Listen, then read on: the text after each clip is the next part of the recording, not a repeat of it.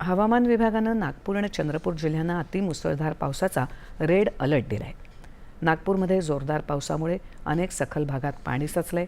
संभाव्य अतिवृष्टीच्या पार्श्वभूमीवर विद्यार्थ्यांच्या सुरक्षिततेसाठी उद्या नागपूर आणि चंद्रपूर जिल्ह्यातील सर्व अंगणवाड्या, शाळा, महाविद्यालयं आणि खासगी शिकवणी वर्गांना सुट्टी जाहीर करण्यात आली आहे.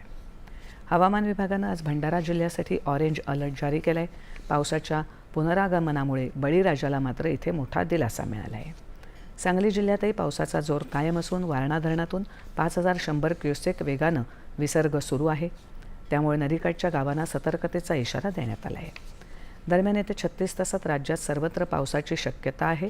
कोकण, मध्य महाराष्ट्र आणि मराठवाड्यात विजांच्या कडकडाटासह पावसाचा इशारा देण्यात आला आहे. कोल्हापूर आणि साताऱ्याच्या घाटमाथ्याला मुसळधार पावसाचा ऑरेंज अलर्ट देण्यात आला आहे.